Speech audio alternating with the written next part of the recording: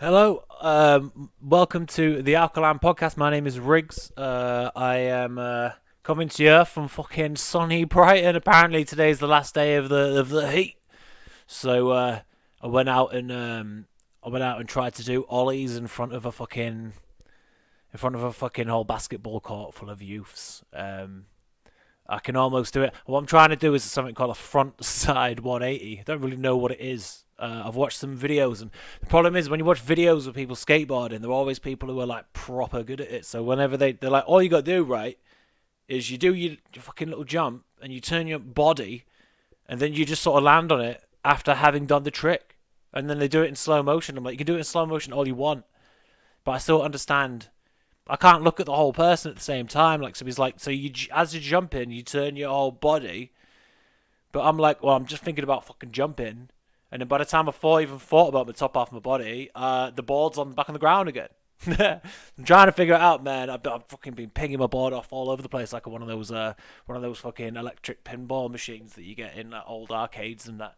Um, I used to love that game. Do you remember you used to have Windows XP or Windows 95, and you used to have them built-in games like Minesweeper. Never really understood that. Just a bunch of numbers. You just keep clicking it until it exploded, which I imagine is what would happen if I ever had to be like a secret agent or something. I'd just approach it like me being a 16-year-old kid trying to approach Minesweeper. Do you know what I mean? It's like, do you want to just cutting wires until I die. That's what I'd be like, man. Be like red or blue. I mean, why don't we just cut them both together? No one's ever tried that. Do you know what I mean? Or maybe just don't cut them. Why is cutting the wires always the way out? Like maybe there's a code to put in. Do you know what I mean? Or something like that. Or we could just go. Like we could just get out of there. Do you know what I mean? Like I've got my skate. I kind of go anywhere. I've got my skateboard. Do you know what I mean? I'd just be like, evacuate the place. But like, well, we've only got 1 minute. And I'm like, well, some of us who have bought our own transport will be all right. So I'd sort of go there as like a bomb disposable person. Just a disposable person. That's why they call them that, bomb disposable people. It used to be it's short for bomb disposable. So if you've been given that job, they're saying, look, there's you, and there's like 25 understudies. Do you know what I mean? So yeah, you just go in there, lad. Go in there with your cardboard armor on, and just piss about with those wires, and that I'd just be like, let's get out of here, man.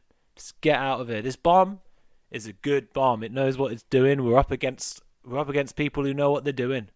Do you know what I mean? Like we'll just let it blow the place up. Hopefully, it's not. Or maybe we could do like we could elect someone to take the bomb somewhere else. Or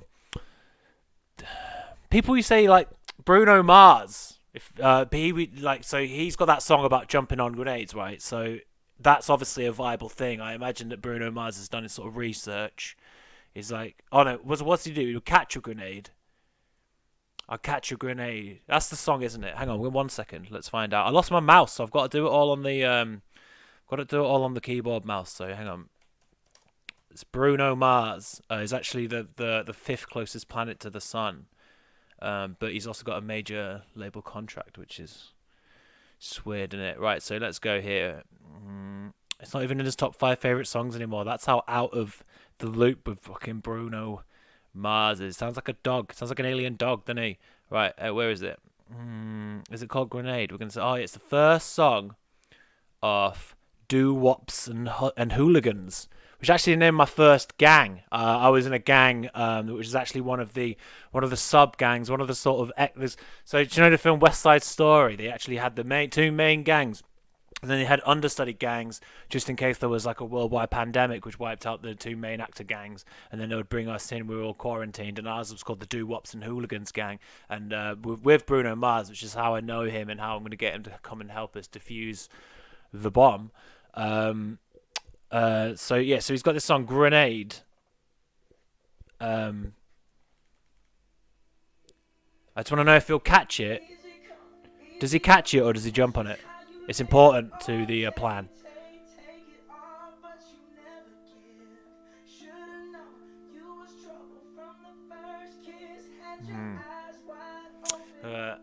She's trouble from the first kiss. I'm not being a goalkeeper of explosives for her, I don't think. Do you know what I mean? She doesn't sound like somebody I would, potentially blow like some of my more formidable limbs off. And I'm not saying formidable. Formidable is probably the wrong word. I wanted to say like important. When I've said formidable, I'm saying that I've got really powerful forearms, sort of like a bear, and I feel like I should nip that in the bud now, just in case anyone's listening. And then all of a sudden, I get requests to either like model or my forearms or do feats of strength for people or like moving stuff. Sometimes people will come because I work in a place where a lot of the staff are like females and that. So when you're in them situations, people will come and ask you to open shit, and I always have to be like, leave a caveat, be like, I am no more strong than you. Do you know what I mean? Like I I wear baggy clothes, no, like because it hides my sort of feeble. Like so apparently Kurt Cobain used to wear like 3 or 4 pairs of jeans at one time, so he could look like he's got like just normal person's legs. Do you know what I mean? Where really he's like the stamens of a couple of like stinging nettles just intertwined into a sad person. That's kind of bit what I'm like, sort of a bit waif like. I got thighs, mate. I got thighs of steel. I'm not gonna lie or deny it. But my arms, my forearms, my forebears, and my forefathers are weak. But let's find out what Bruno Mars is gonna do with a grenade and see whether or not we need him in our bomb disposal gang.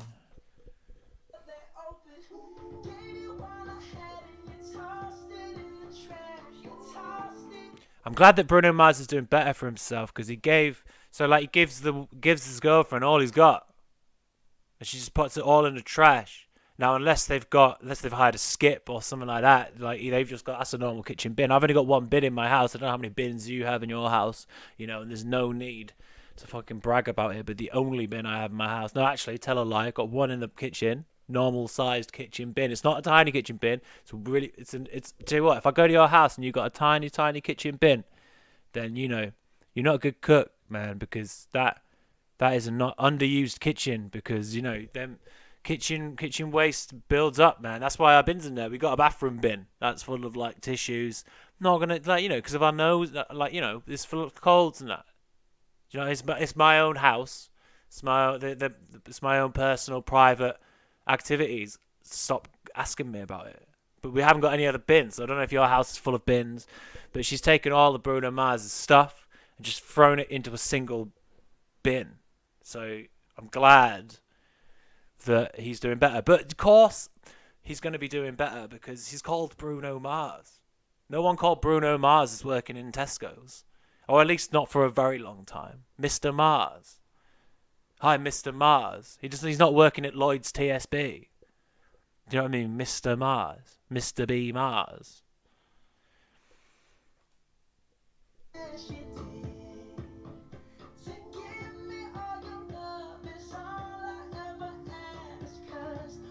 So when I went to music college, they were always they used to have this really. This is how you know that. This is how you know how lame musicians are, right? And they are. If someone who refers to yourself as a muso, then you're lame. I'm not saying you shouldn't do it. I'm just saying that you should be self-aware enough to know that you are lame. They used to say in our music lessons, "Don't bore us. Get to the chorus," which in itself is a chorus, isn't it? So that's kind of meta, and you can appreciate that. I would never say that to anyone. I'm saying it now as an example of what people do say, but I would never actually say that to anyone in all seriousness. And if I ever did that, I would probably just run straight to the nearest sort of high bridge. There's a bridge in Bristol which goes over, I think, a massive train track. It's a really high up bridge. I'll run from my house in Brighton to Bristol. I run up that thing, which is kind of up the side of like a small, unformidable mountain. It's a big hill. I'm gonna weave my way up there. I'll get to the top and I'll just jump. I'll just run straight off. If I ever use that in real conversation. But don't bore us, get us to the chorus. It's meta. That is a chorus. That's what I used to say. Bruno Mars isn't following those rules right now because all I want to do is find out what he did with the grenade. And we still haven't got there. We're 35 seconds in. We've got busy lives to lead. But it goes to show that the musos who have these weird sayings, you don't always have to talk in rhyme just because you like music. That's one of the main things I'm trying to put across with this podcast is that. Okay. Just find out. What happened? Do you know on Spotify they have the popularity of songs?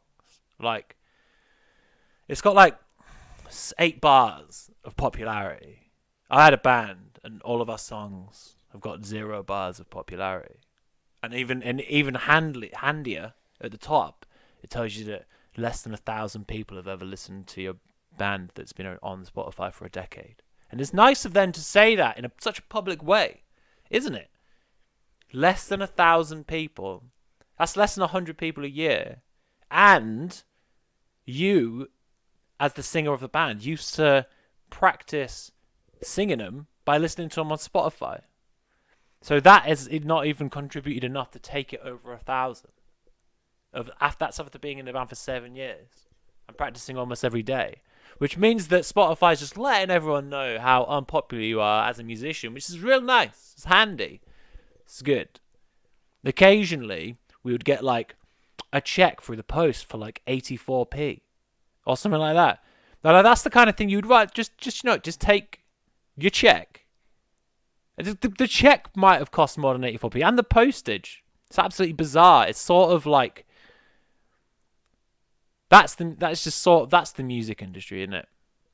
The music industry is the kind of industry that will send out an 84p check to a struggling musician who all he wants to do, it's not much to ask, all he wants to do is be the biggest rock star in the whole world. That's all he wants to do. And that's one of the problems is I went to a university, and the university, is more than 20 people, isn't it? That's like 5, maybe 1,000 people, and all of them are going to be the best musician in the whole world.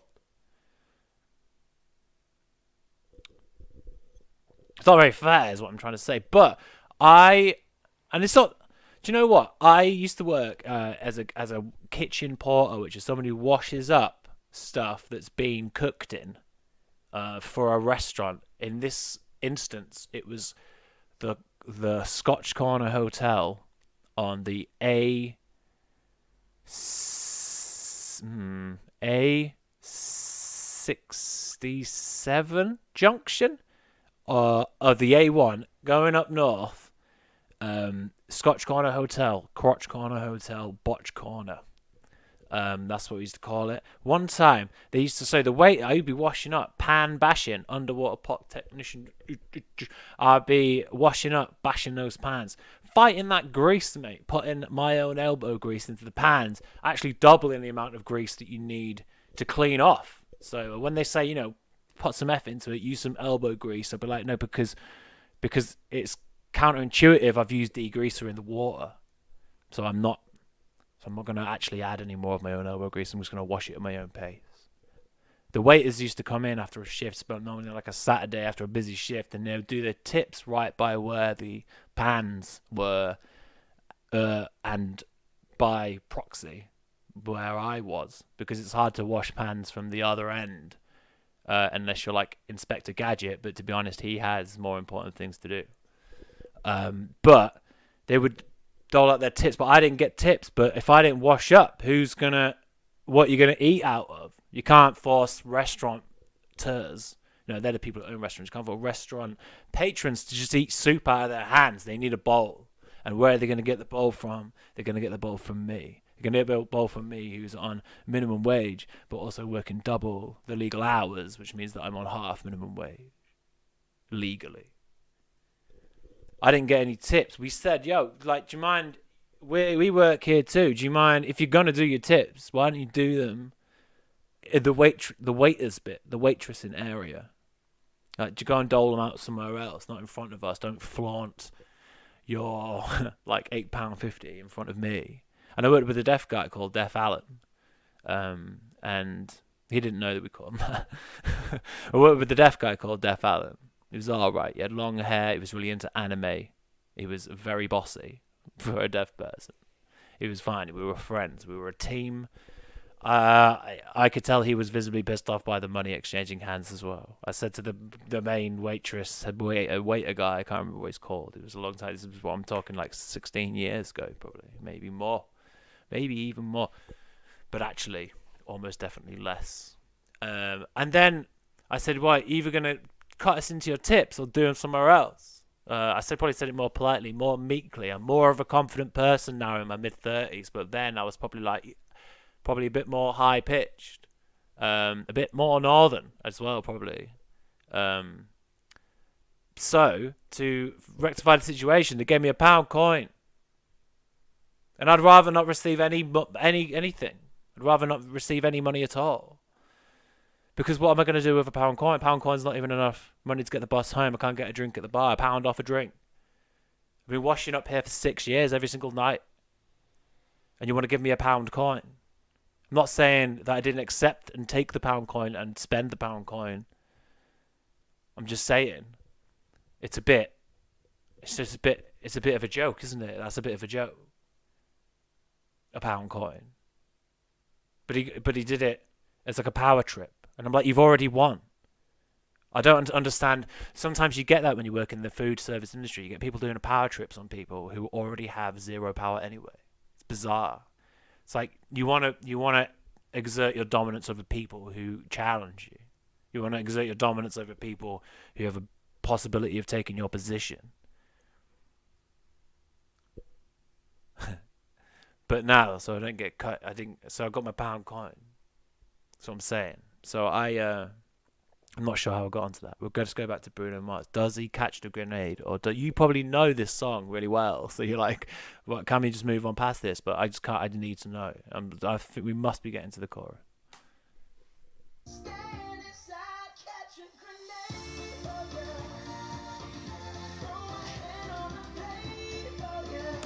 Okay, first of all, he catches the grenade for her. So hopefully he's not fucking stood next to her. Because what does he do next? Catching the grenade is the least of your worries once you've caught a grenade, isn't it? You don't have time to celebrate that catch. You can't just chuck it in straight up in the air like a cricketer. Maybe that is actually the option. If you're outside, you have to behave like a wicket keeper. You have to. As soon as you caught that grenade, Bruno Mars, you've got to flick it into the air. Do you know what they do when they caught someone out? They flick it right up into the air. It will explode above your head like a firework. Then you can celebrate the catch because you've got your pyrotechnics display, and then your girlfriend's next to you. Like, that was a close call. Do you know what I mean? She's gonna be fucking grateful, mate. You won't have to do any. You won't have to wash up for days, undoubtedly. But if you don't think that fast, maybe you're not a trained cricketer. Maybe you're never played cricket for England or the West Indies or anyone like that.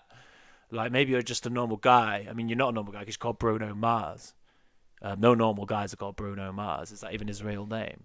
It's obviously not going to be his real name, but I think it's important that we find out what his real name is. Realism is.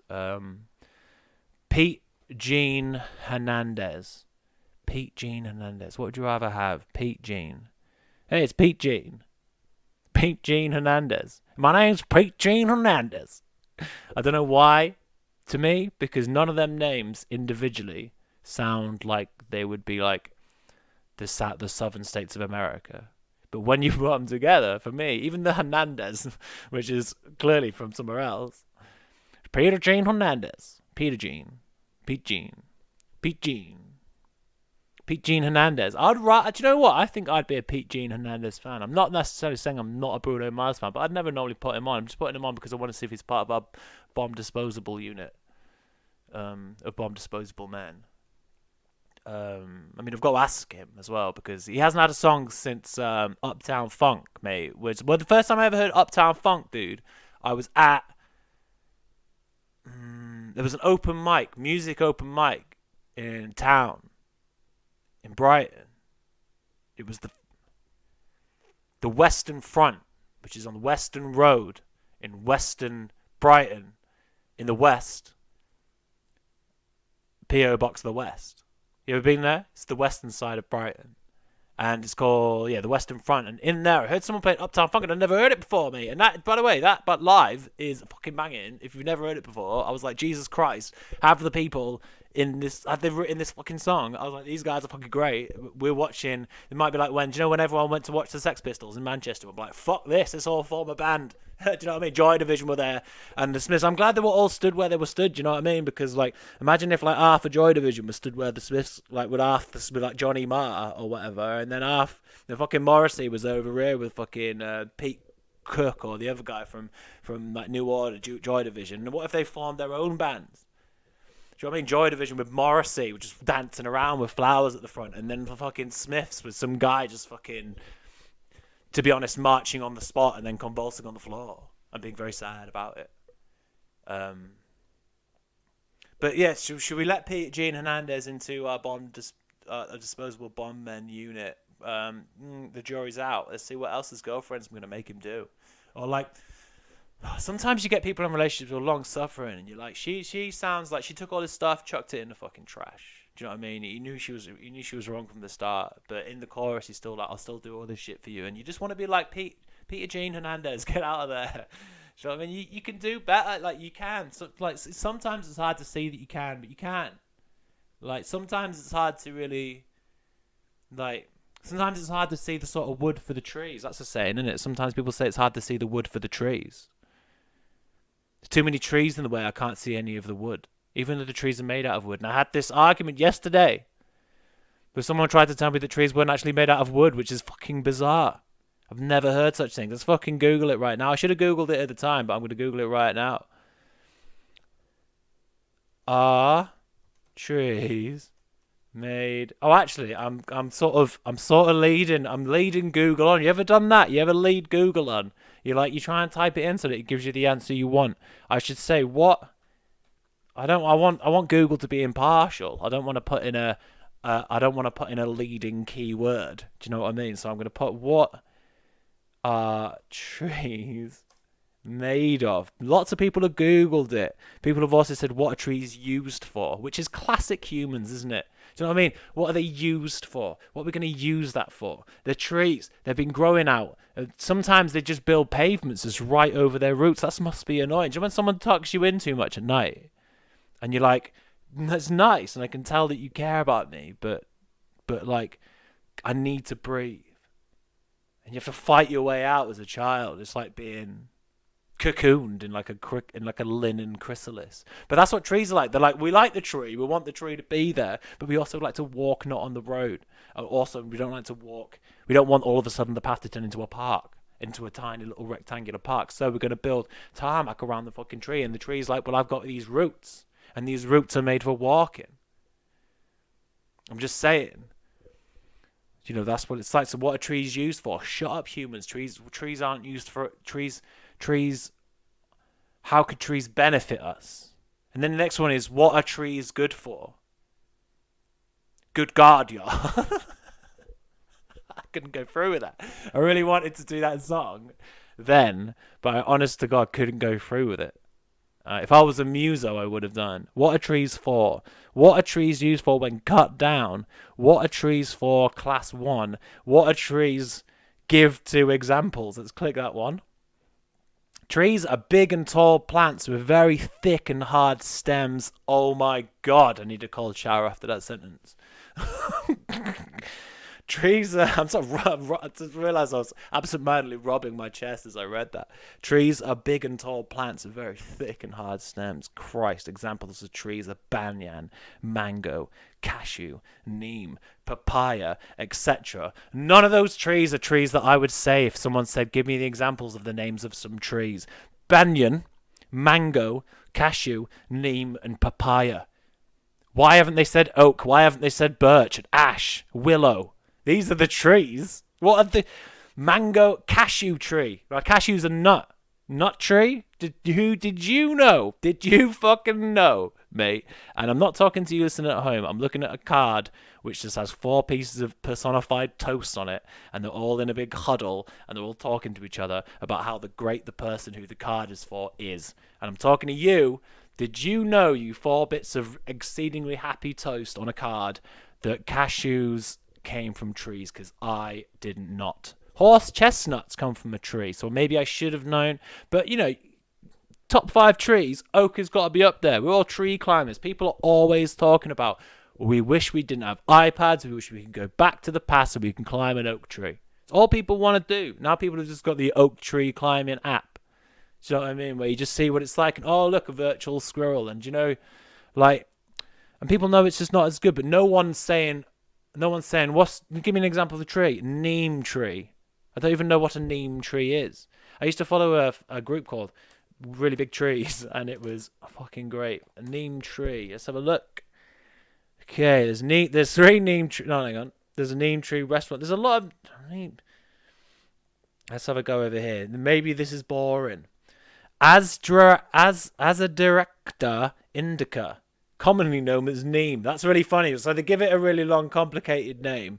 AZADRACHTA. As a director indica. But we'll just call it neem. It's neem. That's neem. I mean, there's one N in it, and there's no fucking E's in that. Is it Latin? I don't know. It's the Indian lilac. Lilac. It's a tree in the mahogany family. It's one of 2 species of the genus, and it's native to the Indian subcontinent. That's why I've never heard of it. Maybe neems are Indian oak. Do you know what I mean? Maybe they're like, we wouldn't say birch because, you know, we're not a bunch of birches, but we would say neem because we're fucking cool. So look, Bruno Mars, you need to get out of this relationship, dude, and stop catching explosives with someone who doesn't care enough for you. It's gonna jump in front of a train for her. Now, what good is that gonna do? You're just gonna basically, it's gonna be delays.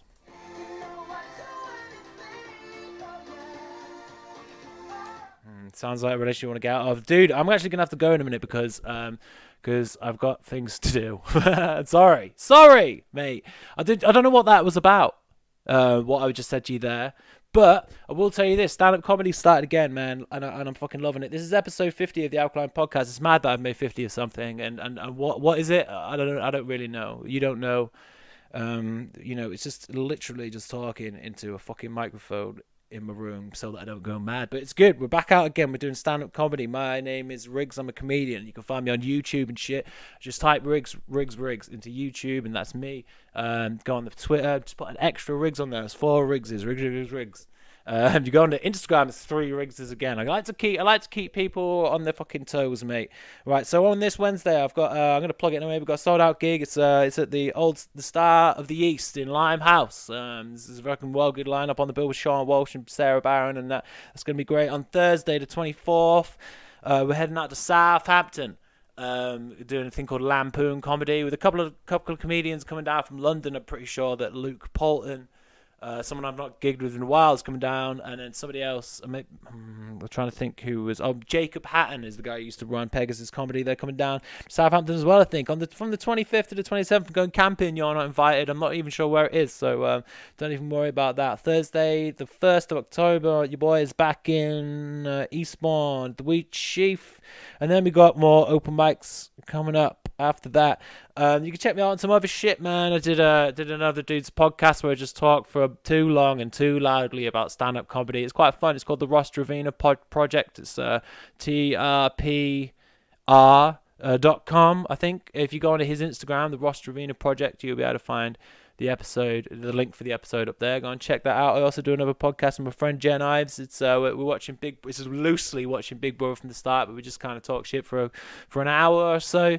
That's called the Who Is She podcast. You can find that on Twitter and Instagram at Who Is She Pod.